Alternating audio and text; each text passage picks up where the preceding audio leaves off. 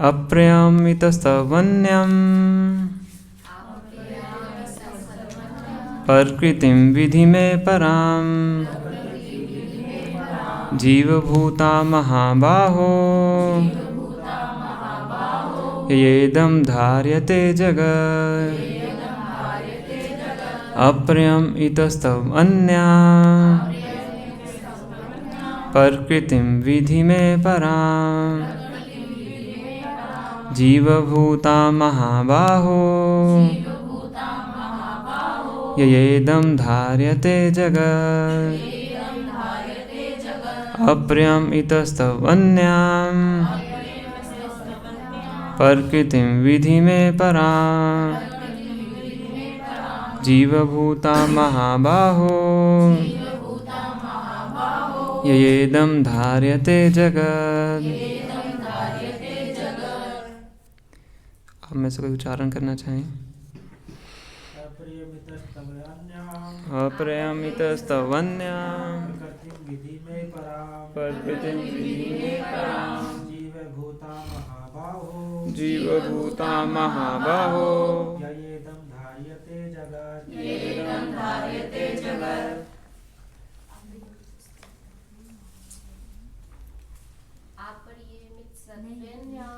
अप्रयमितस्तवन्यां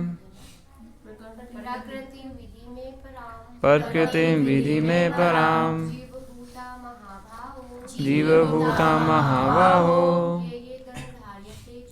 येदं धार्यते जगत्। ठीक है, पढ़िए इसका ट्रांसलेशन। हे महाबाहो अर्जुन, इसके अतिरिक्त मेरी एक अन्य पराशक्ति है जो इन जीवों से युक्त है, जो इस भौतिक अपरा प्रकृति के साधनों का विदोहन कर रहे हैं। तात्पर्य इस श्लोक में स्पष्ट कहा गया है कि जीव परमेश्वर की परा प्रकृति है।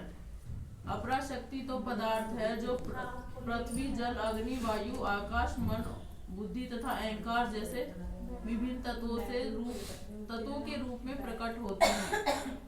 भौतिक प्रकृति के ये दोनों रूप स्थूल तथा सूक्ष्म अपरा शक्ति के ही प्रतिफल हैं। जीव जो अपने विभिन्न कार्यों के लिए अपरा शक्तियों का दोहन करता है, स्वयं परमेश्वर की पराशक्ति है।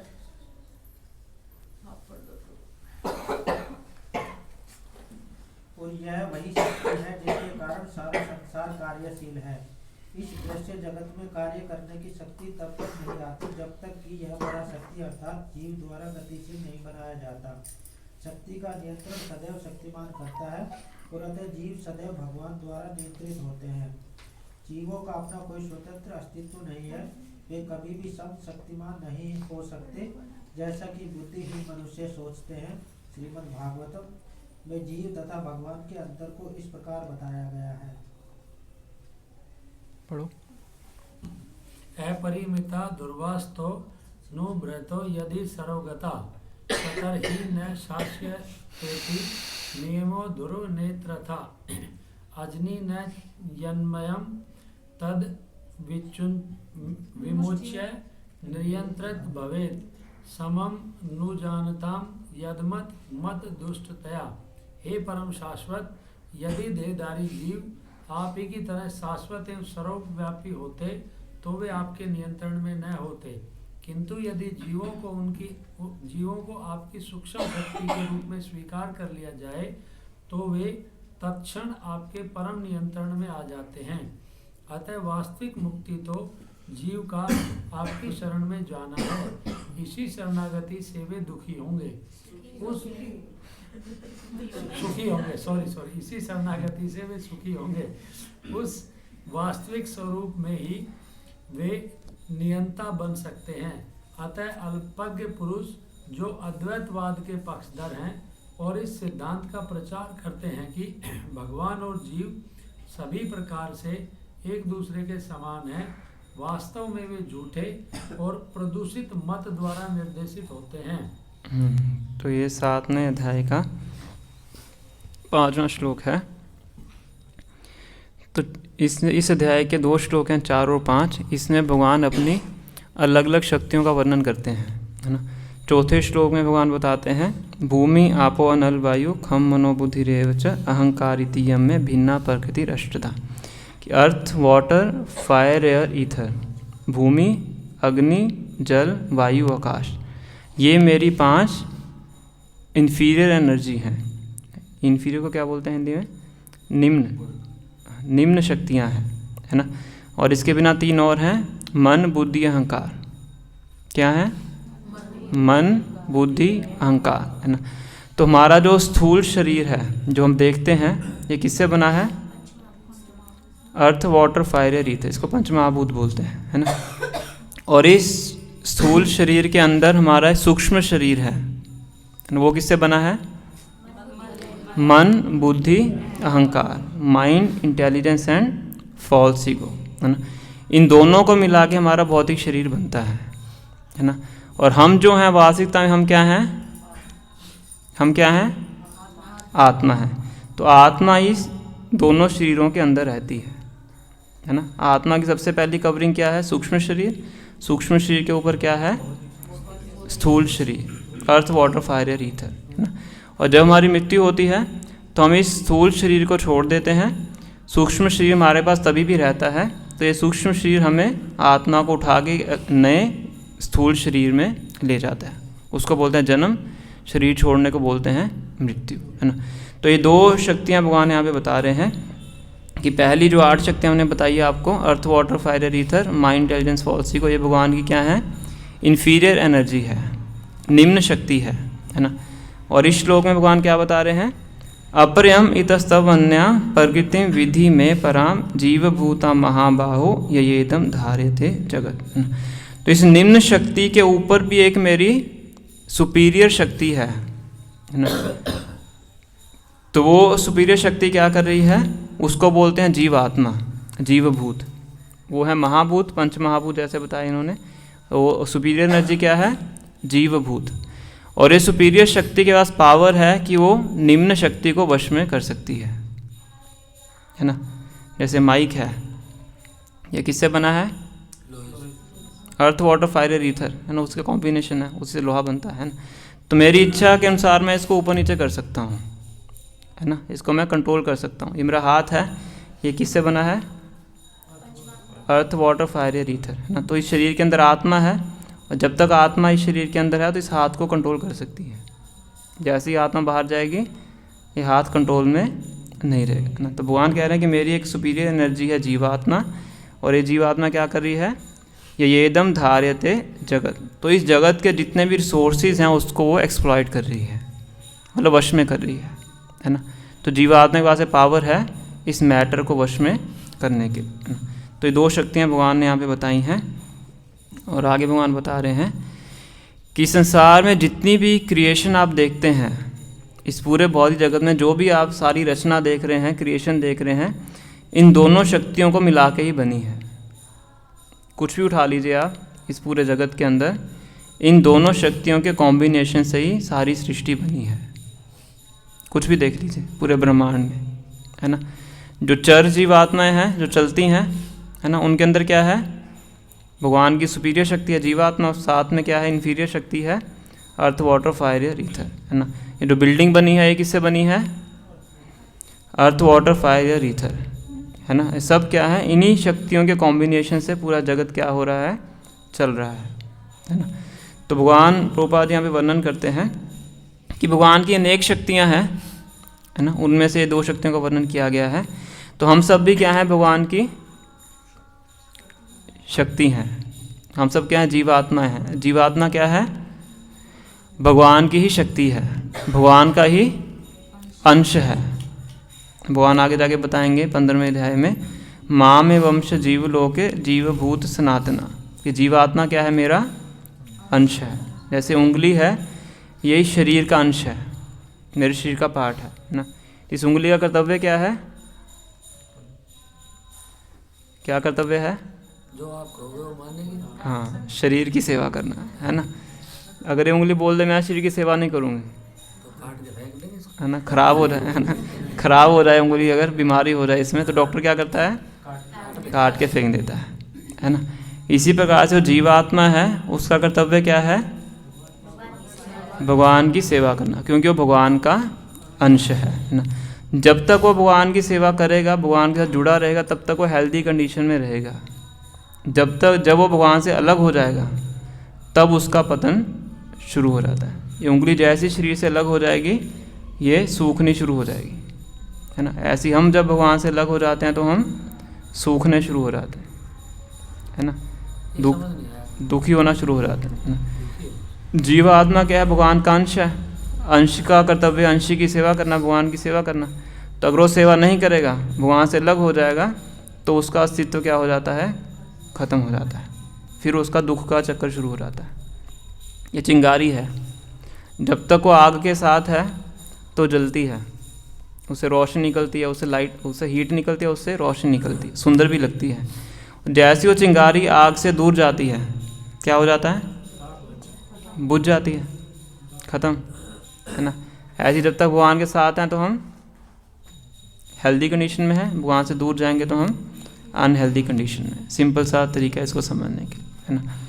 और ये भगवान ने यहाँ पे श्लोक कोट किया है श्रीमद् भागवतम का 10वें स्कंद का 87वां अध्याय श्लोक क्रमांक 30, है ना।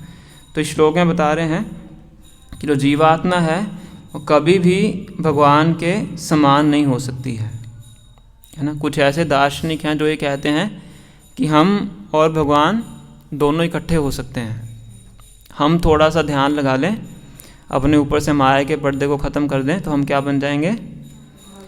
भगवान के समान बन जाएंगे। कुछ ऐसे दार्शनिक हैं जो इस प्रकार से बोलते हैं। खास करके जो निराकारवादी हैं वो इस तथ्य को मानते हैं, है ना, कि थोड़ा सा हम अपने आप को सुधार कर लें, हम क्या बन जाएंगे? हम नारायण बन जाएंगे, भगवान बन जाएंगे, है ना। पर प्रभुपाद यहाँ पे लिख रहे हैं कि ऐसा संभव नहीं है ना। भगवान भगवान है, हम हैं। हम कभी भी भगवान के तुल्य नहीं हो सकते, है ना। जो भगवान के तुल्य बनने का प्रयास करता है उसका बहुत बुरा हश्र होता है, क्योंकि भगवान है नहीं, है ना। अब कोई भारत का कोई नागरिक हो, वो ये बोलना शुरू कर दे कि मैं तो नरेंद्र मोदी जी के समान हूँ, है ना, 3-4 के पास जाएगा तो मार खाएगा, यही होगा, है ना। ऐसी कोई जीवात्मा बोलना शुरू कर दे कि मैं भगवान हूँ, है ना। जब भगवान इस धराधाम में थे, जब भगवान द्वापर युग में आते हैं, तो एक पौंड्रक नाम के व्यक्ति थे, पौंड्रक नाम के राजा थे। तो वो कहते थे कि मैं ही परम पुरुषोत्तम भगवान हूँ, है ना। और द्वारका में वो चिट्ठी भेज देते हैं भगवान को, पत्र लिख के भेज देते हैं द्वारका में, और उस पत्र में लिखते हैं कि तुम नकली कृष्ण हो, असली वासुदेव तो मैं हूँ ना। तो तुम अपना नाम बदल लो, अदरवाइज़ मैं तुम्हारे ऊपर आक्रमण करके तुम्हें हरा दूंगा। तो बताया था कि उस टाइम जितने भी सभा में लोग बैठे हुए थे सब ढाका मार मार के हंसना शुरू कर देते हैं ना, उस पत्र को सुन के, है ना। फिर भगवान उनके साथ युद्ध करते हैं, पौंड्रक उनका नाम होता है। तो युद्ध के मैदान में भी आते हैं 4 हाथ लगा के, 2 लकड़ी के हाथ लगा के आते हैं, है ना। शंख चक्र गदा पद्म पकड़ के आते हैं, है ना, खुद ही लकड़ी के हाथ लगा के आ रहे हैं, है ना। तो युद्ध के मैदान में भगवान जोर जोर से हंसते हैं उसको देख के, है ना। फिर युद्ध होता है, भगवान उसका वध कर देते हैं। पर क्योंकि वो भगवान के रूप के ऊपर हमेशा ध्यान लगाते थे, खुद ही उनकी इच्छा थी कि मेरा ऐसा रूप हो, है ना, तो भगवान के धाम में जाके सारूप्य मुक्ति को प्राप्त करते हैं।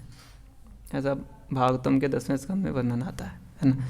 तो ऐसे लोग भगवान के समय में भी थे जो अपने आप को भगवान घोषित करते थे, और कलयुग में तो बढ़ते ही जा रहे हैं, है ना। कलयुग में तो बहुत से लोग हैं जो कह रहे हैं कि हम कल्कि के अवतार हैं, बहुत से लोग हैं ऐसे। तो इसलिए प्रभुपाद जी यहाँ पे बता रहे हैं कि जो जीवात्मा कभी भी भगवान के तुल्य नहीं हो सकता। जीवात्मा भगवान की शक्ति है, सुपीरियर शक्ति है ना। और शक्ति और शक्तिमान में हमेशा डिफरेंस होता है। जैसे सूर्य की रोशनी है, वो सूर्य की शक्ति है ना। सूर्य की रोशनी हमारे कमरे में आती है तो हम ये नहीं कहते कि सूर्य मेरे कमरे में आ गया। सूर्य कमरे में आ गया तो पूरा ब्लास्ट हो जाएगा, है ना। तो सूर्य की रोशनी का अस्तित्व अलग है, सूर्य का अस्तित्व अलग है। इसी प्रकार से जीवात्मा का अस्तित्व अलग है, भगवान का अस्तित्व अलग है। तो गुणात्मक रूप से दोनों इक्वल हैं, क्वालिटेटिवली दोनों इक्वल हैं, पर क्वांटिटेटिवली दोनों अलग हैं। जैसे समुद्र का जल है, उसमें से आप 1 बूंद निकालिए, है ना, तो उसमें भी सॉल्ट की जितनी कॉन्सेंट्रेशन है उतनी ही है जितनी समुद्र के अंदर है ना। परसेंटेज सॉल्ट की बूंद में भी उतनी ही है जितनी समुद्र में है ना, पर क्वांटिटी अलग अलग है समझ में आ रहा है उदाहरण? जैसे सोना, सोने की खान है और एक सोने की बूंद है ना।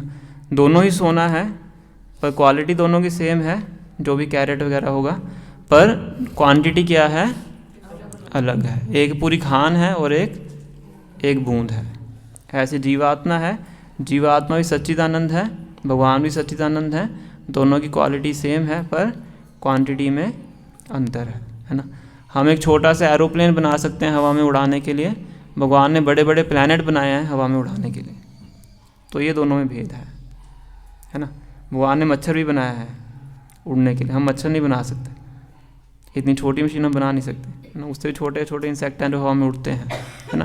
तो भगवान है वो सब कुछ कर सकते हैं, कुछ सीमित मात्रा में हम भी कर सकते हैं, पर भगवान के जितना हम नहीं कर सकते हैं, क्योंकि हम में और भगवान में भेद है। तो ये प्रभुपाद ने यहाँ तक बताया है। आगे पढ़िए इसको। भगवान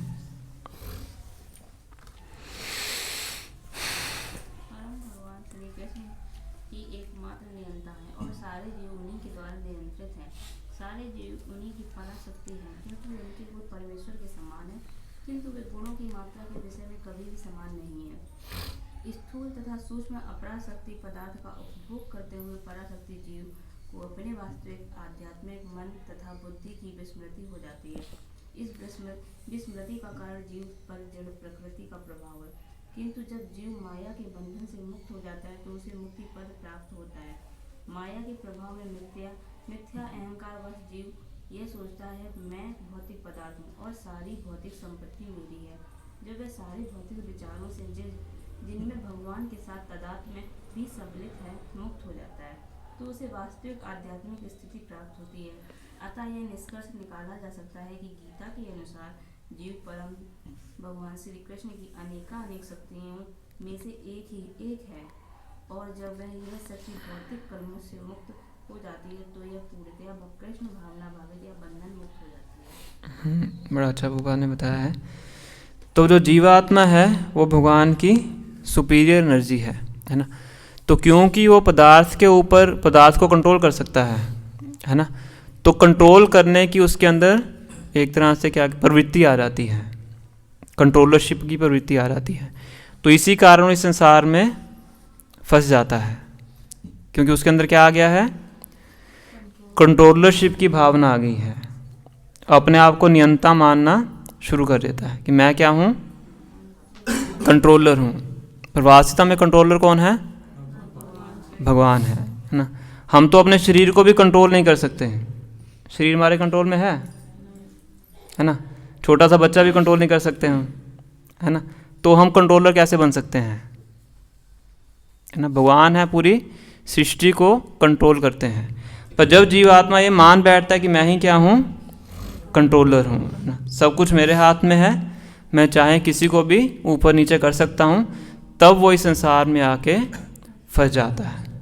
फिर उसका जन्म मृत्यु का जो चक्कर है वो क्या हो जाता है, शुरू हो जाता है ना। पर जब वो मान लेता है, एक जैसे भजन में लिखते हैं, जीव कृष्णदास यही विश्वास कर ले तो आर दुख नहीं, कि अगर जीवात्मा ये विश्वास कर ले कि मैं क्या हूँ, कृष्ण का दास हूँ ना, कृष्ण ही सुप्रीम कंट्रोलर हैं, अगर इस बात पे विश्वास कर लेता है तो फिर उसके जीवन में से सारे जो कष्ट हैं वो दूर हो जाते हैं, है ना। भगवान भगवगीता के 5वें अध्याय के 29वें श्लोक में पीस फॉर्मूला बताते हैं, है ना। शांति चाहिए ना सबको, है ना, तो शांति का फॉर्मूला भगवान बताते हैं। कहते हैं भोक्तारम यज्ञ तपसाम सर्वलोक महेश्वरम सुहृदम सर्वभूतानाम ज्ञात्वा माम शांति मृच्छति, कि अगर कोई व्यक्ति 3 चीज़ों को समझ ले, ज्ञात्वा 3 चीज़ों को समझ ले, शांति मृच्छति, शांति को प्राप्त कर सकता है। कौन सी 3 चीज़ें हैं, भोक्तारम यज्ञ तपसाम, सभी यज्ञों का भोक्ता मैं हूँ, मतलब सुप्रीम इंजॉयर मैं हूँ, भगवान कह रहे हैं, हम नहीं हैं। कौन है, भगवान है। भोक्तारम यज्ञ तपसाम सर्वलोक महेश्वरम, सभी लोकों का जो एकमात्र कंट्रोलर है वो कौन है, भगवान कह रहे हैं मैं हूँ, आप कंट्रोलर नहीं है, है ना।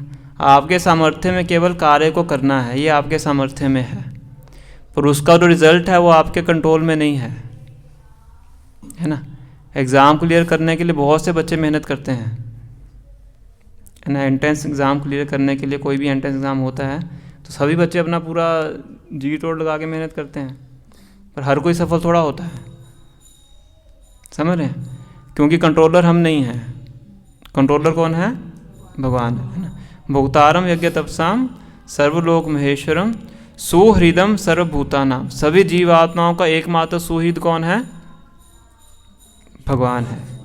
जो वेल विशर हैं, जो हमारी भलाई चाहते हैं, वो कौन है? एकमात्र भगवान है, और कोई नहीं है। बाकी हर रिलेशनशिप के अंदर क्या होता है? सेल्फिशनेस होती है। किसी रिलेशन में कम होती है, किसी में ज़्यादा होती है ना।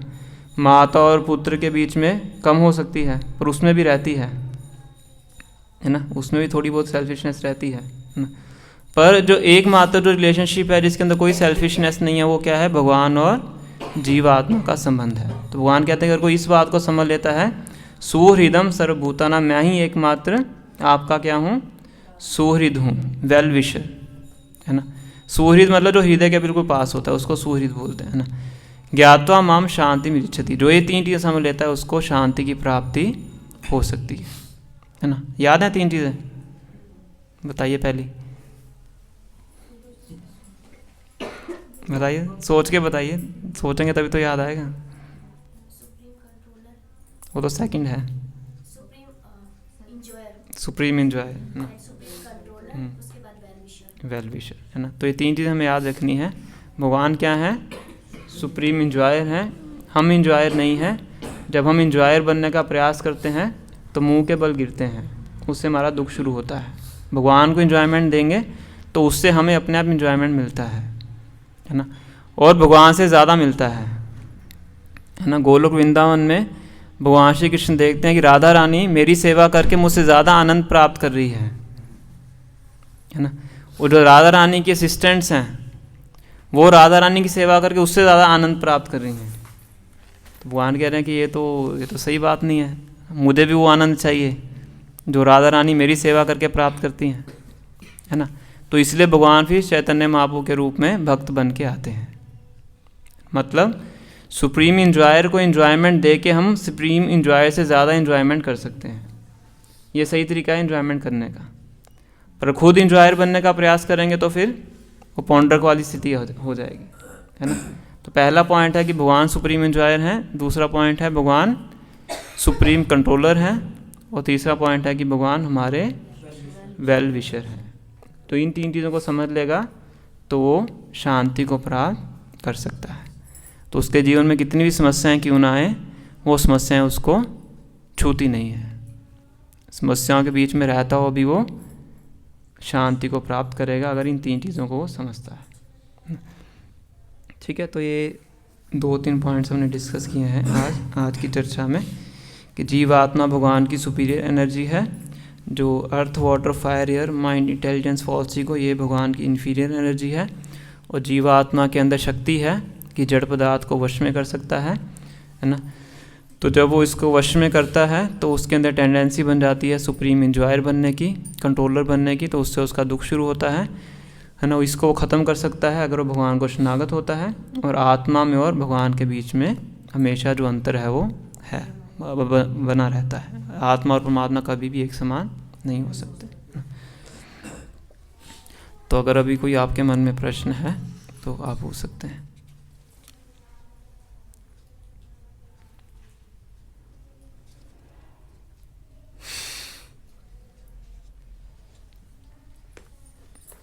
तो आप 1-2 मिनट के लिए पैसेज को पढ़ लीजिए, है ना। फिर इसके बाद 4 प्रश्न हैं, उनके उत्तर आपको इसमें से ढूंढने हैं, तो फिर हम इनको डिस्कस करते हैं।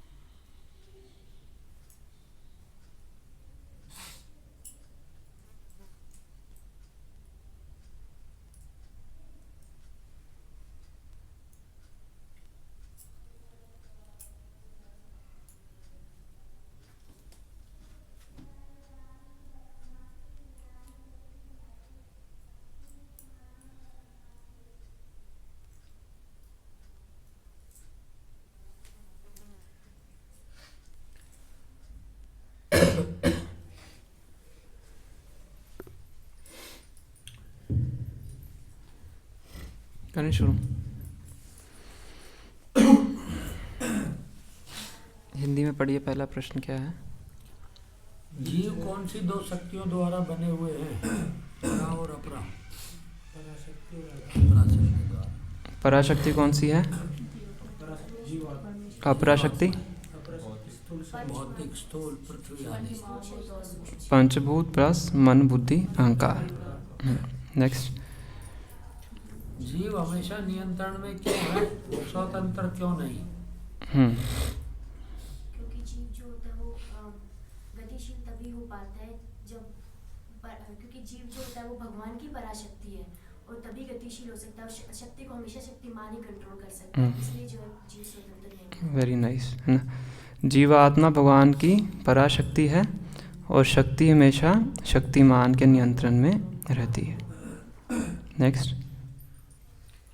क्यों जीव यह भूल जाता है कि वह भगवान के नियंत्रण में है? कोई और वक्त बताइए जिन्होंने अभी तक नहीं बताया है। क्यों भूल जाते हैं हम कि हम भगवान के नियंत्रण में हैं? क्योंकि हमें लगता है कि हम कंट्रोलर हम ही हैं, तो इस चक्कर में हम फिर इस भौतिक संसार में फंस जाते हैं। क्योंकि हमें हमारे पास शक्ति है पदार्थ को कंट्रोल करने की, तो उस कंट्रोल करने के चक्कर में इस चीज़ को भूल जाते हैं कि हम भगवान के द्वारा कंट्रोल्ड हैं और अपने आप को कंट्रोलर मान बैठते हैं, है ना। इसी कारण फिर हम अलग अलग चक्रों में फंस जाते हैं। Next question. कब हम मुक्त या पूर्ण रूप से कृष्ण भावना भावित कहलाते हैं?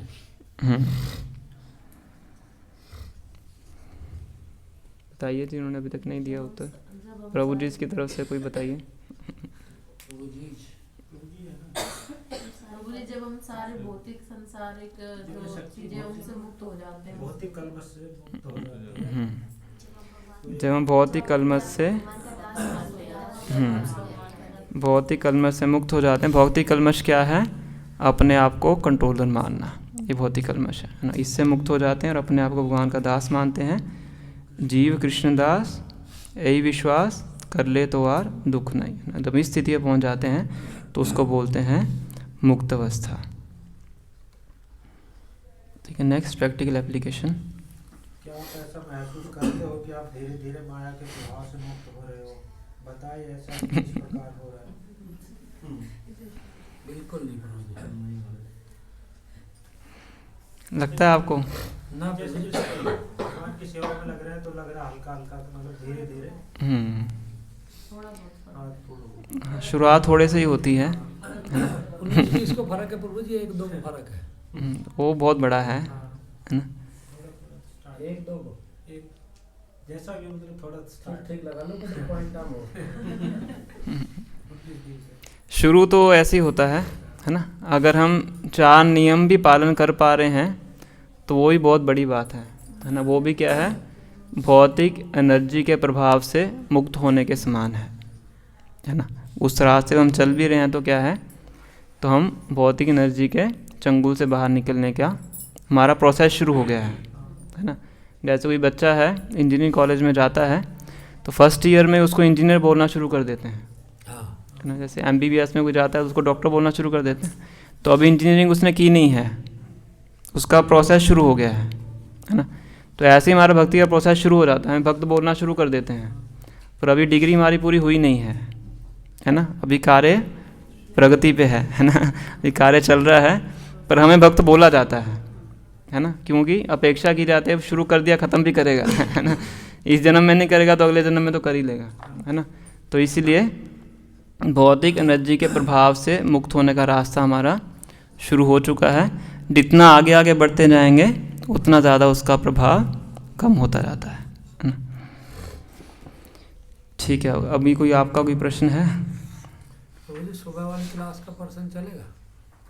क्वेश्चन पूछिए, देखते हैं कैसा प्रश्न है। जैसे आपने बताया कि भागवतम की कक्षा में हम्म, कि भगवान जो है वो हमारे हृदय में बैठे हैं। हम्म। हृदय तो आर्टिफिशियल बना दिया मेडिकल साइंस ने। हाँ, तो इसलिए आर्टिफिशियल हृदय हमेशा चलता नहीं है। आर्टिफिशियल भगवान बन गए। भगवान पुराने हृदय से निकल के उस वाले हृदय में आ जाते हैं।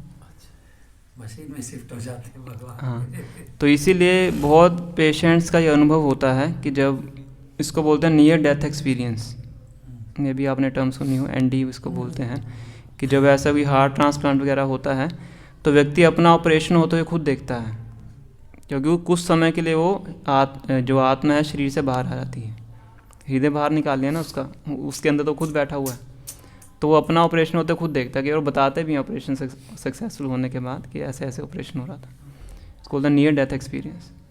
तो एक साइंटिस्ट उन्होंने ऐसे बहुत से केसेस को, इयान स्टीवनसन उनका नाम है, ऐसे 100-150 केसेस उन्होंने ऐसे स्टडी किए थे।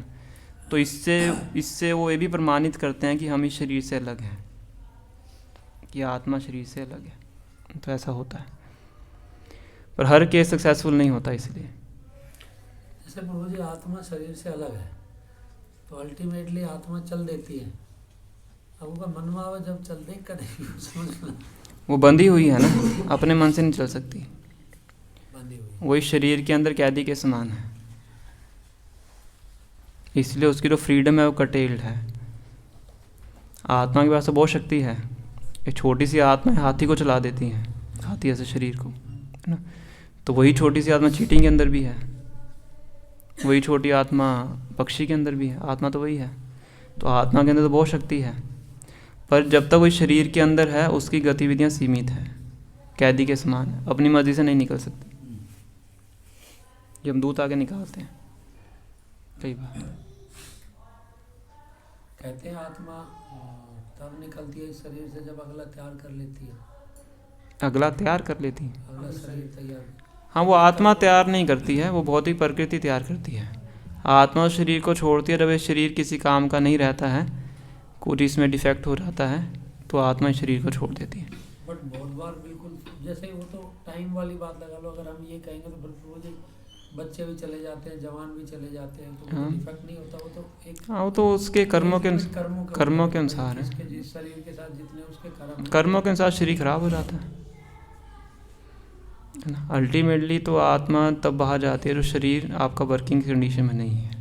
बट हमें ये लगता है कि भौतिकता से देखते हम कि ये तो फिट था फिर भी चला गया, हाँ, तो उसका दिखाई देता है, हाँ, फिट वो होता नहीं, कर्मों के अनुसार जितना उसका समय है, वैलिडिटी होती है ना, वैलिड सिम की वैलिडिटी है, इससे शरीर की वैलिडिटी होती है, जैसे समय समाप्त उसको छोड़ के जाना पड़ता है। बस इस शरीर का ही पता नहीं चला प्रभु जी कितनी वैलिडिटी है ना, जब टाइम आएगा पता लग जाएगा। तो टाइम पे तो मुझे नहीं पता लगेगा, लोगों को पता लगेगा कि इसकी वैलिडिटी एक्सपायर हो गई। हाँ, तो इसलिए कह रहे हैं जब तक एक्सपायरी डेट हो उससे पहले अपना भक्ति का कार्य पूरा कर लेना चाहिए। इसलिए प्रहलाद महाराज कहते हैं 5 साल की आयु से भक्ति शुरू होनी चाहिए। तो हम तो प्रभु जी लेट हो गए, अब हमारा क्या, तो बहुत लेट है, फिर हमारा क्या प्रभु जी? अब जब आए क्या वो कहते हैं ना, हाँ, जब शुरू हो गया उसको अच्छे से करें, स्पीड बढ़ानी पड़ेगी।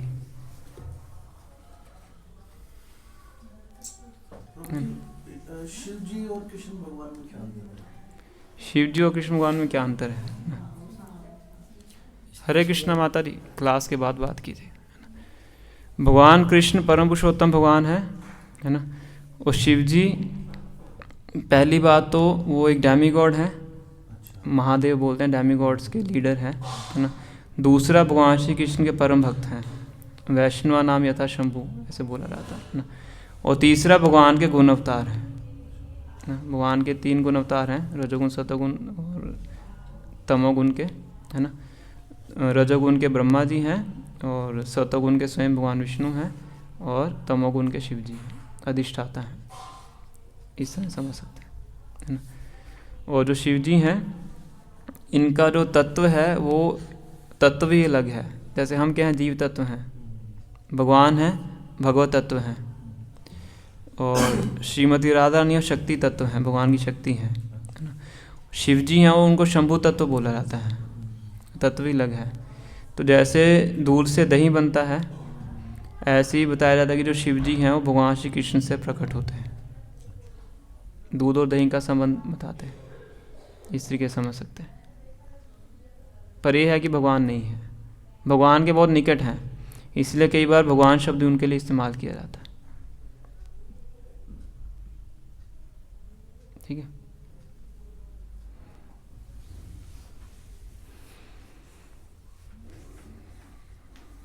Any other question?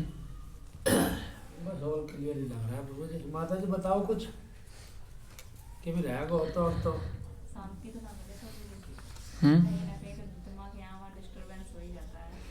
तो धीरे धीरे होगा। पहले हम चीज़ों को जान के शुरुआत करते हैं, फिर धीरे धीरे उसकी अनुभूति होती है, फिर और दृढ़ होते रहते हैं, है ना। पर भक्ति में आ जाते हैं तो बहुत बहुत हद तक शांति में प्राप्त हो जाती है, शुरुआती अवस्था में भी। जितना और आगे प्रगति करेंगे तो और ज़्यादा प्राप्त होती है। हालांकि हमारा लक्ष्य शांति प्राप्त करना नहीं है, हमारा लक्ष्य तो भगवान की सेवा करना है, पर शांति उसका बाय प्रोडक्ट है, वो अपने आप प्राप्त होता है ना। तो शांति पे ज़्यादा फोकस मत कीजिए ज़्यादा फोकस भगवान पे कीजिए, शांति अपने आप प्राप्त हो जाएगी।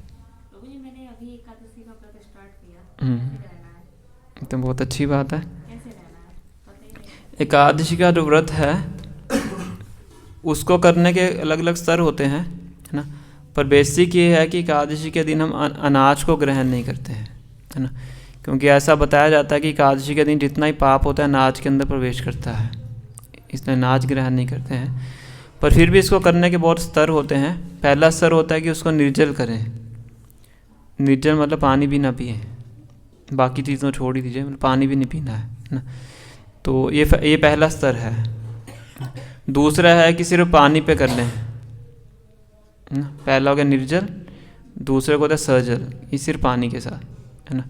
तीसरा है कि हम फलों के साथ करें, वो तो उसको बोलते हैं सफल, फलों के साथ, है ना। फिर चौथा है कि ना छोड़ के बाकी सब ग्रहण कर सकते हैं। कुट्टू का आटा है, ये सब अनाज नहीं होता है ना। सामक होता है, सामक के चावल होते हैं, साबूदाना होता है, ये सब रूट्स वगैरह से बनती हैं, ये अनाज नहीं होता है। वेजिटेबल्स हैं, फ्रूट्स हैं, दूध है, ये सब ले सकते हैं।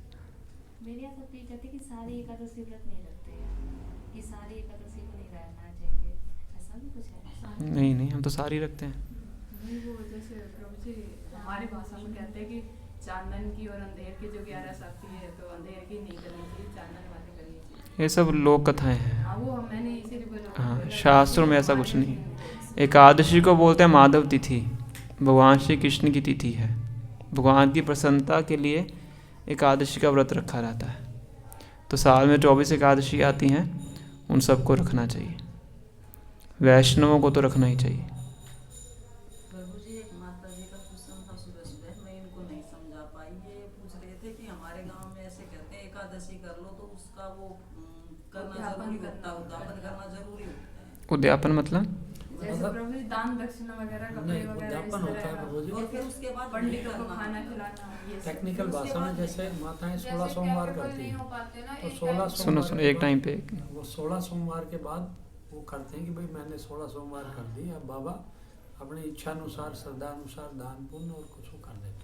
जैसे नवरात्रों में लास्ट में कन्या बिठाते हैं, तो ये समझो उद्यापन का मतलब कन्या बैठा दे। और फिर मतलब उसको छोड़ देते हैं प्रभु जी। ऐसा किया कि मरने तक कर सकते हैं, ऐसा कोई जरूरी है कि नहीं, उसको वो छोड़ दें या होते करें? उद्यापन के बाद जैसे आप जितनी भी ग्यारस करते हो वो सब आपके खाते में लिखी जाती है कि आपने इतनी ग्यारस कर ली, तो आपके जुड़ जाएंगे। तो शास्त्रों में बहुत सी चीज़ें ना कर्म कांड की दृष्टि से लिखी जाती हैं, है ना। कर्म कांड का मतलब क्या है कि कोई ऐसा व्रत रखना किसी भौतिक इच्छा से, है ना। जब कोई व्यक्ति भौतिक इच्छा से कार्य करता है तो बड़ा माप तोल के करता है कि कितना कम से कम करूं, उससे ज़्यादा से ज़्यादा प्रॉफिट आ जाए, है ना। जैसे हम जाते हैं नौकरी करने, तो जो एम्प्लॉई होता है वो ये सोचता है कितना कम से कम काम करूं कि सैलरी मिल जाए, ना। एम्प्लॉयर होता है वो सोचता है कितना ज़्यादा से ज़्यादा काम इससे निकलाऊं ताकि जॉब छोड़ के ना जाए, है ना, उतना उस हद तक इसको ले जाऊं, है ना। तो यही मानसिकता हमारी धर्म में भी आती है, कितना कम से कम कर लूँ, ज़्यादा से ज़्यादा प्रॉफिट मिल जाए, है ना। कि 11 एकादशी रख लूँ, 10 एकादशी रख लूँ, उससे मेरा काम पूरा हो जाएगा, बस 11वीं रखने की आवश्यकता नहीं है। ये उस मानसिकता में होता है। पर जब हमारी मानसिकता होती है कि हमें भगवान की प्रसन्नता के लिए रखना है, तो उसकी कोई लिमिट नहीं होती है ना। तो उसके लिए जो भक्त होता है वो तो सारी एकादशी रखेगा। लेकिन नहीं प्रभु जी, क्वेश्चन ये था करना जरूरी होता है या नहीं, उद्यापन करना जरूरी होता है या नहीं मरने से पहले, ये बात। नहीं, ऐसा कुछ तो ज़रूरी नहीं है। उद्यापन का मतलब तो वो हो गया ना जो इन्होंने बताया कि आपने उसको एंड कर दिया है, तो एंड तो करना ही नहीं है ना हमें। नहीं करना है, तो यही मैं माता जी को सुबह सुबह बता रही थी, माता जी एंड करना है नहीं। एंड क्यों करना है हमें? तो मरते दम तो करना ही है काशी का व्रत। मैं यही कह रही हूँ, बट मैं समझा नहीं पाई। हाँ, तो ऐसा कुछ नहीं होता है। वो कर्मकांड चीज़ों में ऐसी चीज़ें बताई जाती हैं, इतने कीजिए इतने कीजिए, उस तरीके से होता है। पर वैष्णव की दृष्टि से ऐसा कुछ नहीं होता है। तो एकादशी तो हमें हमेशा रखनी है। जो शुगर वाले हैं, उनको तो दिक्कत आती है। शुगर वाले, उसमें दिक्कत क्या है? शुगर वाले को बहुत ज़्यादा लगती है। तो खाने के लिए मना थोड़ा है, अनाज नहीं खाना, बाकी तो खा ही सकते। बार फिर व्रत का हुआ हो। नहीं, बार बार खा सकते हो, कोई दिक्कत नहीं। 10 बार खाइए आप, क्या दिक्कत है? घर के फिर ये बोलते व्रत थोड़ी ना करे, तू व्रत कर रही है। वो लोग अनाज नहीं खाते है ना।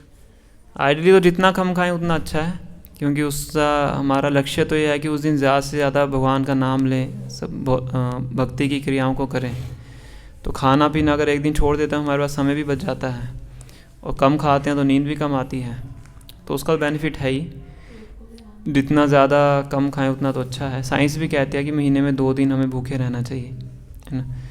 पर यह ज़रूरी नहीं है कि कम खाना है, बस आपको अनाज नहीं खाना है, ये है। बस ये प्रॉब्लम तो है, शुगर वाले को बहुत ज़्यादा लगती है। हर थोड़ी देर में कुछ आपको शुगर है? तो खाइए, कोई दिक्कत नहीं है, अनाज मत खाइए, फ्रूट्स खाते रहिए।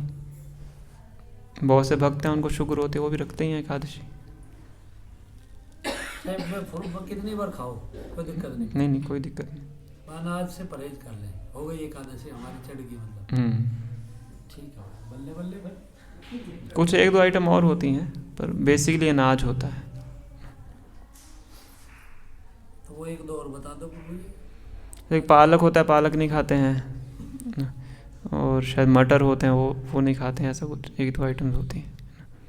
मुझे इतना पता नहीं, क्योंकि हमें तो मंदिर में अपने आप ही सब बना बनाए मिल जाता है ना। सर्टिफाइड मिलता है। हाँ, तो हमें इतना वो पता नहीं है। हमें तो बताना चाहिए ना। हाँ, मैं फिर वो ये 2 आइटम तो मुझे याद हैं, पालक और मटर। मटर पक्का याद है आपको? कैसा भी मटर छोड़ दो।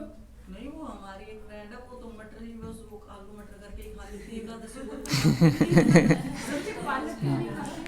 को। अब इसका रीज़न तो मुझे भी नहीं पता, पर ये इतना पता है कि खाते नहीं हैं।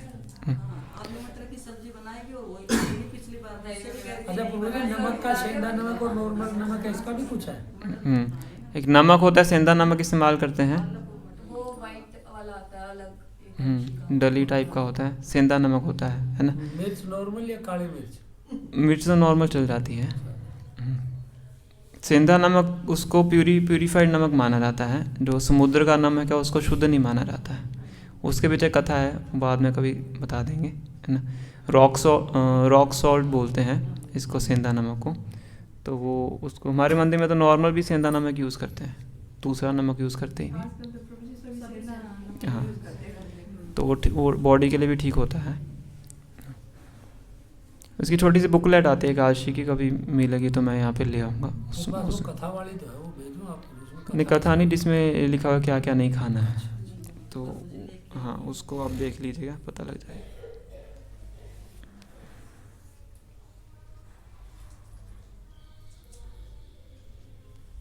तो नाम अमृत पढ़ते हैं हम।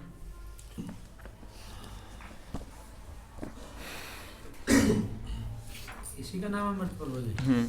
श्री चैतन्य महाप्रभु के पवित्र नाम जप के ऊंचे स्वर में उच्चारण करने से सभी चर और अचर जीव मुक्त हो गए। भगवान चैतन्य हरिदास ठाकुर से इस पृथ्वी पर बहुत से जीव हैं। भगवान ने कहा, कुछ चर और कुछ अचर, इन पेड़ पौधों, कीट पतंगों और दूसरे जीवों का क्या होगा? ये सब भौतिक बंधनों से कैसे मुक्त होंगे? हरिदास ठाकुर ने उत्तर दिया, हे प्रभु, सभी चर और अचर प्राणियों की मुक्ति आपकी कृपा से ही संभव है।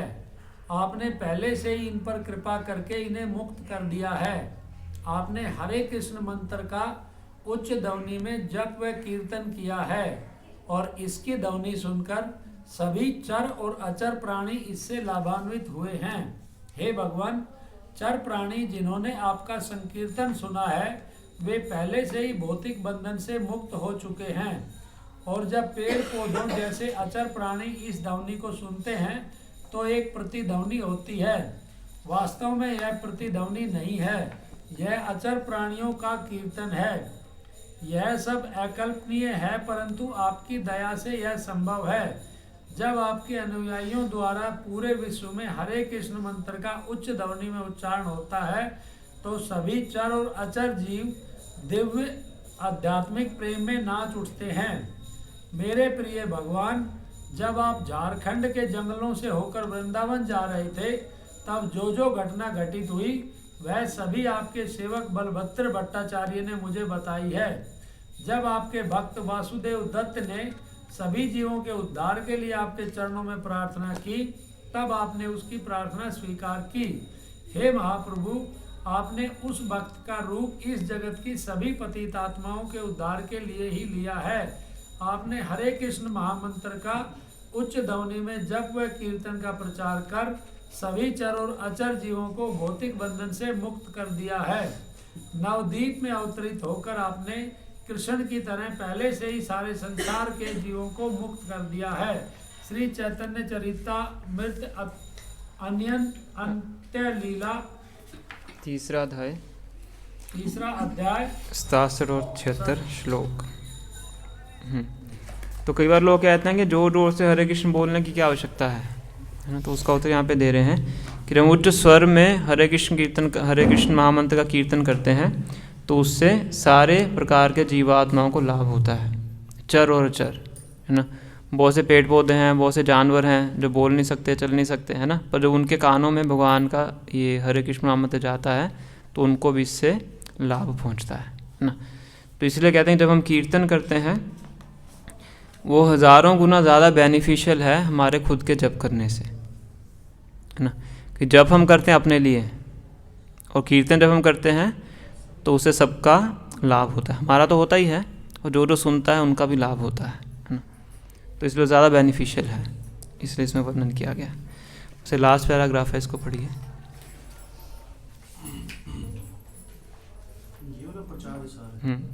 प्रचार ही सार है। दिव्य ज्ञान का वितरण सर्वोच्च कल्याण कार्य है। तो महाराज ने कहा, जिन व्यक्तियों ने श्री भगवान के संबंध में आत्म साक्षात्कार की पद की व्याख्या करके अपार सेवा की हो और जिनकी व्याख्याएं पूर्ण विश्वास एवं वैदिक साक्ष्य द्वारा हमारे प्रबद्ध होने के लिए की जाती हों, भला उन्हें प्रसन्न करने के लिए अंजुलि भर जल अर्पित करने के अतिरिक्त और किस प्रकार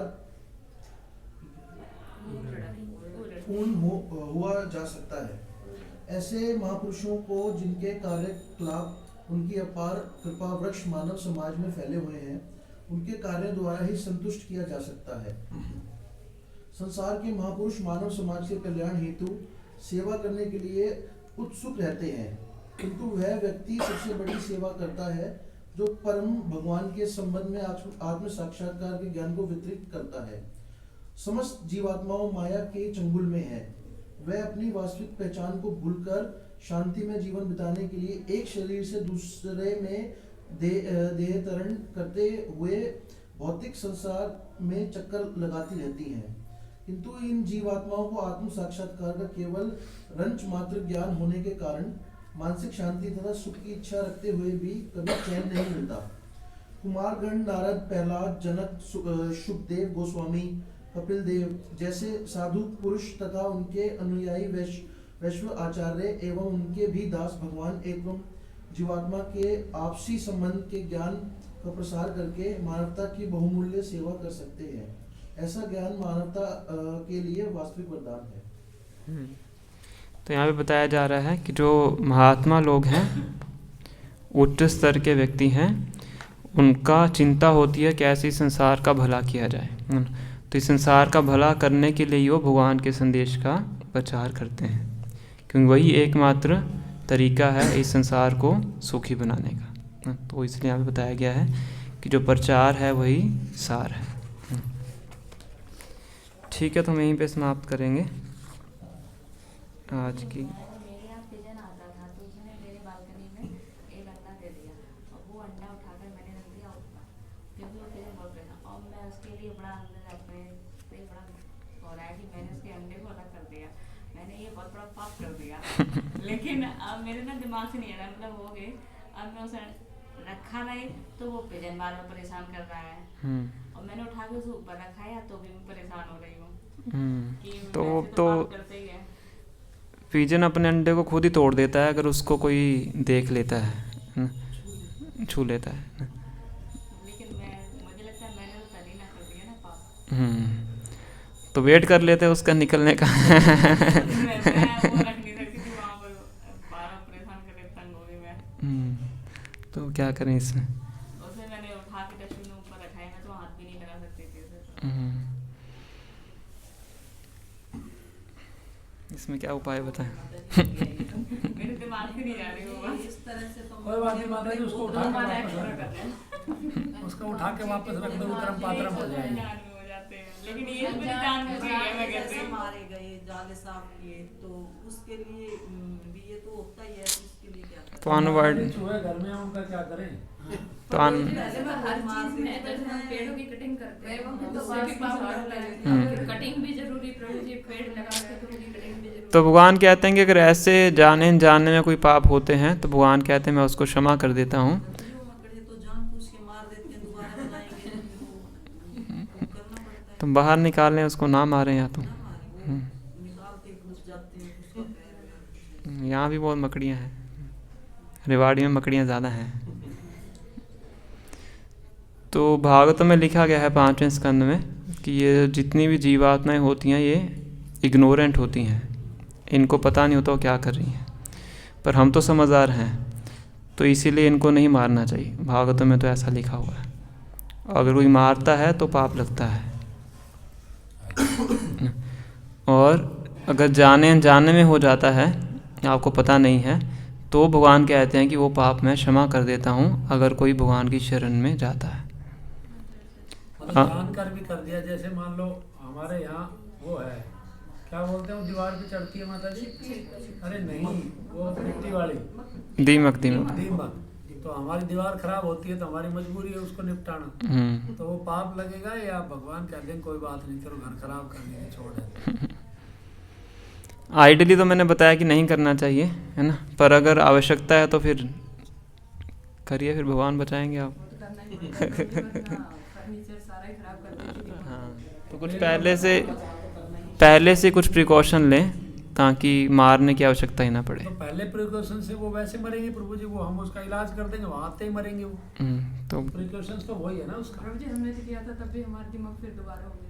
हाँ, तो इसलिए कहते हैं कि संसार में बिना पाप की आप जीवित नहीं रह सकते। तो इसलिए भगवान कहते हैं सर्वधर्मान परित्यज्य माम एकम शरणम व्रज अहम त्वाम सर्व पापेभ्यो मोक्षयिष्यामि मा शुचा। इस सभी धर्मों का परित्याग करके मेरी शरण में हो, मैं आपको सभी प्रकार के पापों से छुटकारा दिला दूँ। जैसे हमें उसको हटाना है तो हम भगवान से पहले क्षमा मांग लें कि भगवान ये हमारा घर खराब कर रही है। भगवान का नाम लेके कर सकते हो, क्या करें, नहीं उसको भी फायदा होगा, है ना। वैसे तो उसको हो ही रहा है प्रभु जी, महामंत्र सुन रही है वो घर में, हाँ, फायदा तो हो ही रहा है। प्रसाद में हाथ मार रही है कहीं ना कहीं। हमारे ऐसे पंजाबी बाग में बहुत मच्छर होते हैं, तो हमारे एक महाराज से वो हिट यूज़ करते थे ना, तो पहले वो गोविंदा बोलते थे फिर हिट छिड़कते थे ऐसे करते मच्छर के ऊपर, गोविंदा गोविंदा गोविंदा ऐसे ऐसे करते थे। तो हमने भी फिर यही रणनीति अपनानी पड़ेगी। तो अब क्या करें, सेवा के लिए कई बार करना पड़ता है, मंदिरों में भी करना पड़ता है, पर वो तो जो सेवा के लिए कर रहे हैं तो उसमें तो वो तो भगवान के बिहाफ पे ही कर रहे हैं ना, तो उन जीवात्माओं को ही भला होता है, उससे अगला शरीर मनुष्य का प्राप्त हो सकता है ना। पर जितना कम से कम करना पड़े, जैसे हम मॉस्किटो रिपेलेंट यूज़ करते हैं, है ना, चूहे भगाने के लिए, तो मारने के भी तरीके हैं, उसको हम यूज़ नहीं करते हैं। भगाने का तरीका उसको पकड़ के छोड़ देते हैं, तो उसमें मारना नहीं पड़ता है। तो पहले तो इन्हीं चीज़ों का ट्राई करना चाहिए कि मारना ना पड़े, अगर आवश्यकता है तो फिर देखिए, संसार में जीना ही रिस्की है। एक बार प्रभु जी मैं देख रहा था, वैसे तो ये अनऑथेंटिकेटेड है, कि जैसे किसी ने एक बार ना कीट पतंगा जो होता है, उसने हरि नाम सुना और तुरंत वो जैसे उसको मर गया, वहाँ से हरि नाम सुन के तुरंत उसको अगला जन्म इंसान का मिल गया। हो सकता है कहीं लिखा हो, कोई देख तो नहीं, कैसे। वैसे ही मतलब मैंने आना तो ऑथेंटिकेटेड, इसीलिए बोला कि ऐसे तो बहुत से केसेस हैं, हो सकता है, कोई बड़ी बात नहीं। श्री कृष्णा एक कथा चल रही है ना आजकल, उसमें एक बार भगवान का नाम लेने से ही उसको सीधा मनुष्य जन्म मिल गया। तो आपके घर में तो कोई निपटाए भी आपने तो चिंता मत करो उसके बारे में। जो लोग ये कहते हैं कि मेरे ऊपर देवी आती है या भगवान आते ये हैं, काम का स्पो है। उसका क्या मतलब, जैसे कुछ हो गया तो मुझे एक ऐसा कोई इंसिडेंट है, मुझे याद नहीं है, तो कोई कहता कि इनके पास ऊपर ना देवी आती हैं, तो कि इनसे आंसर लो, उनके क्वेश्चन का आपका आंसर कर देंगे, सॉल्यूशन निकाल लेंगे। तो कहते मेरे ऊपर देवी आती है, जब जैसा हो मुझे नहीं पता। तो जैसे लोग कहते हैं कि हाँ देवी का भजन करते थे गिर जाए कांपने लगे, ये क्या है? ये प्रभु जी बताएंगे, नहीं तो मैं बताता हूँ देसी भाषा में। ये प्रभु जी हमारे यहाँ दुर्गा मंदिर है, उसमें जैसे कीर्तन होते हैं, जब उसमें लेडी जैसे ऐसे नहीं वो प्रभु जी क्या बताते हैं, देसी मैं बताऊंगा मेरा एक्सपीरियंस। क्रीम है सबसे ऊपर, उसको भगवान का तो अंश भी नहीं ले सकते हम, शायद जलकर भस्म हो जाए। तो फिर ये ढोंग है। पहली बात तो जो देवी है वो भगवान नहीं है ना, तो भगवान की शक्ति है। दुर्गा देवी जो है वो भगवान नहीं है, भगवान की शक्ति हैं, भगवान के आदेश के अनुसार कार्य करती हैं, है ना। और रही बात देवी आना, वो पता नहीं अब कितना ऑथेंटिक है, क्या है, कुछ नहीं पता। इस बारे में हमारे इधर एक मंदिर है मेहंदीपुर बालाजी, वो स्पेशल भूत का इलाज होता है, आप सबको पता है। तो वहाँ मैं काफ़ी लंबे टाइम गया हूँ, भगवान कृष्ण की सेवा में आने से पहले सब जगह धक्के खा के फिर आए। मेरा पर्सनल एक्सपीरियंस क्या कहता है कि जो इसके गण कमजोर होते हैं उसको भूत चिपट जाते हैं। अब भूत होते हैं दो तरीके के, एक बेवकूफ़ एक स्मार्ट। बेवकूफ़ भूत किसी के चिपटेगा तो वो नू कहेगा भाई तू कुबद करेगा, और उसने ले काम कहीं बाबा कर जाएगा और बाबू को इलाज करके उन काट दे नहीं। और इंटेलिजेंट भूत यूँ कहेगा मैं देवी हूँ, मैं हूँ हनुमान जी। नहीं प्रभु जी, भूत क्योंकि प्रेत तो होते हैं। हाँ भूत प्रेत होते हैं, उसमें कोई डाउट ही नहीं। तो वो जो इंटेलिजेंट भूत होते हैं वो देवी और बाबा बन जाते हैं। मेरे दिमाग में क्या मतलब गलत थॉट होती है कि मुझे भी भूत देखना। मेहंदीपुर बालाजी ले जाओ। आजकल वो भी चल रहा है ना। सुनिए सुनिए सुनिए सुनिए सुनिए सुनिए, तो कुछ ऐसे लोग भी होते हैं जो कि इन प्रकार की जीवात्माओं को कंट्रोल में कर सकते हो। ये भी एक साइंस है, तांत्रिक साइंस इसको बोलते हैं। तो वो ऐसी जीवात्माओं को कंट्रोल करके उनसे अपने मन का जो कार्य है वो करवा सकते हैं, अपने अनुसार उनसे कार्य करवाते हैं, है ना। तो आपके मन में क्या चल रहा है वो बता सकते हैं भूत के माध्यम से, ऐसी जीवात्माओं के माध्यम से, है ना। तो ये अलग साइंस है, इसमें तो ज़्यादा चर्चा करने की आवश्यकता नहीं है। पर ये बात तो है कि ये सब ऐसी जीवात्माएं होती हैं। भूत का मतलब क्या है कि वो जीवात्मा है, उसके पास सूक्ष्म शरीर है पर उसके पास स्थूल शरीर नहीं है। तो पहले शरीर छूट गया, टाइम अकाल मृत्यु हो गई तो अगला शरीर नहीं मिला उसको, तो वो अपने सूक्ष्म शरीर में घूम रहा है। तो मन बुद्धि अहंकार उसके पास है, पर क्योंकि मन बुद्धि अहंकार को हम देख नहीं सकते इसलिए भूत को भी हम देख नहीं सकते। ये सिंपल सा तरीका है समझने का। तो क्योंकि उसका स्थूल शरीर नहीं है तो किसी और दूसरे के शरीर में घुसने का वो प्रयास करते हैं, क्योंकि जब तक शरीर नहीं है तब तक वो खा नहीं सकते, आनंद नहीं ले सकते, अलग अलग चीज़ें नहीं कर सकते। तो इसलिए दूसरा शरीर उनको चाहिए इन्जॉयमेंट करने के लिए, है ना। तो जिनका शरीर दूषित होता है, तमोगुण में होता है, तो उनके शरीर में उनको घुसने का मौका मिलता है। जो शरीर अपना साफ रखते हैं, क्लैनलीनेस के स्टैंडर्ड्स को फॉलो करते हैं, भगवान को तुलसी माला पहनते हैं, तिलक लगाते हैं, तो उनके अंदर घुसने का उनको मौका कम मिलता है। उनके अंदर भी घुस सकते हैं अगर वो स्वच्छता के नियमों का पालन नहीं करेंगे। जो अच्छे से भक्ति नहीं करता है, ऊपरी तरीके से करता है, तो उनके अंदर भी घुस सकते हैं। केसेस हुए हैं ऐसे, भक्तों ने देखे भी हैं, बातचीत भी की है, तो कई बार ऐसा होता है। तो पर जब तक हम अच्छे से नियमों का पालन करते हैं फिर चांस नहीं है, फिर कुछ नहीं कर सकते। ठीक है, तो देखने की आवश्यकता नहीं है ना। एक बार देख लिया तो फिर आपकी नींदें उड़ जाएंगी, क्योंकि इंसान उसी चीज़ से डरता है जिसको देख नहीं सकता है। उससे ज़्यादा डरता है, तो हम देख नहीं सकते इसलिए हमें डर लगता है। अच्छा प्रभु जी, जैसे निधि वन के बारे में जो कथाएं हैं, है ना, कि भाई वहाँ रात को रुकता है, वो अंधा हो जाता है, कई सारे लोगों की अनऑथेंटिकेटेड है रासलीला होती है रात में कि वो जिसने देखा हो या तो अंधा हो गया या मर गया। तो आपको कुछ जानकारी है निधि वन की कथाओं के बारे में? नहीं, ऐसा मैंने कुछ रिसर्च तो नहीं किया है। तो एक भगवान की होती है प्रकट लीला, एक भगवान की होती है अप्रकट लीला, है ना। जब भगवान इस धराधाम में आते हैं तो जो अपनी लीलाएं करते हैं उसको बोलते हैं प्रकट लीला, उसको सब उस टाइम पे देख पाते हैं, है ना। उसके बाद भगवान जब अप्रकट हो जाते हैं, उसके बाद ही भगवान वृंदावन में लीलाएं करते हैं, उसको बोलते हैं अप्रकट लीला। उसको साधारण व्यक्ति अपनी आँखों से देख नहीं सकता है। जो भक्ति में बहुत ही उन्नत है ना, शुद्ध भक्त बन जाता है, तब वो भगवान की उपस्थिति को देख सकता है, तब उन लीलाओं का दर्शन कर सकता है। अदरवाइज और सामान्य व्यक्ति नहीं कर सकता है ना। अब ऐसा नहीं कोई निधि वन में घुस जाए हमारे ऐसा व्यक्ति भगवान की लीला को देख पाएगा, ऐसा नहीं है। हमारे अंदर वो योग्यता ही नहीं है देखने की। बाकी भी लोक कथाएं हैं, पता नहीं कितनी प्रमाणिक हैं, क्या है कुछ पता नहीं। ऐसे थोड़ा कोई दीवार कूद के घुस गया निधि वन में, है ना, भगवान। हाँ, तो क्या है, निधि वन में मुझे एक मंदिर है, वहाँ न्यूज़ में नंबर ऑफ टाइम आया है, वो 7 ताले लगाते हैं, भगवान का बिस्तर लगाते हैं, पान रखते हैं और भगवान का भोजन रखते हैं, और सुबह जब खोलते हैं, इवन मैंने जो देखा वो एक ताला न्यूज़ वालों ने लगाया कि तुम रात को आके गड़बड़ कर दो। तो सुबह जब वो खोला तो बिस्तर ऐसा होता है जैसे कोई सोया हो, पान जो होता है वो चबा हुआ रखा जाता है, और ऐसे ही भोजन भी झूठा होता है और दातुन की हुई होती है। निधि वन में है ना वो मंदिर। तो हो सकता है, वही मैंने बताया ना, अप्रकट लीला भगवान की है, तो हो सकता है, कोई इसमें बड़ी बात नहीं है ना। पर ये है कि हम जैसे साधारण व्यक्ति ऐसे जाके घुस के देख नहीं सकते। वो वैसे ही डर के पागल हो जाता होगा, वैसे ही वो जंगल सा है ना, तो रात को वैसे कोई सामने आ रहा है, वैसे व्यक्ति डर जाए। मैंने तो देखा नहीं है। तो हम भी एक बार गए थे, तो ऐसा कुछ लोक कथाएँ भी होती हैं, कुछ जगह को फेमस करने के लिए भी कथाएँ बनाई जाती हैं, है ना। पर हम तो उन्हीं चीज़ों पर विश्वास करते हैं जो कि शास्त्रों में दी गई। जैसे आपने वो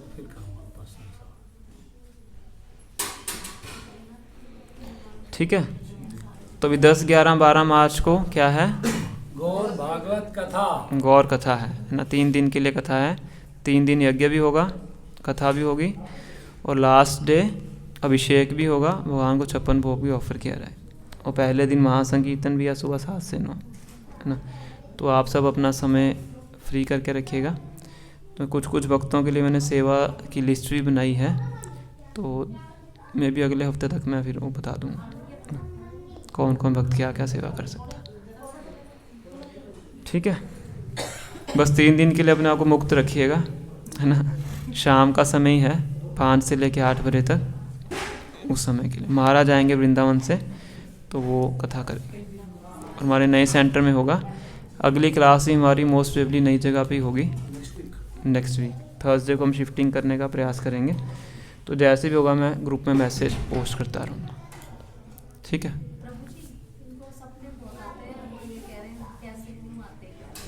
सपने इसीलिए आते हैं क्योंकि मन शांत नहीं है। सोते समय अगर मन को प्रॉपर रेस्ट ना मिले तो सपने आते हैं। तो नींद के ऊपर ध्यान देना पड़ेगा कि नींद सही से क्यों नहीं होती है। या तो मन में एंग्जाइटी है, टेंशन है, इसलिए रात को अच्छे से नींद नहीं आती। महामंत्र करें, और जो सोने की आदतें हैं उनको ठीक करें, है ना। सोने के समय पे सोएं, दिन में ना सोएं, उससे फ़र्क पड़ता है। सपने में भगवान के दर्शन इस स्थिति पे नहीं हो सकते, है ना। वो बहुत उस स्थिति पे होते हैं। अभी तो हमारे मन में जो घूमता है वो सपनों में दिखता है।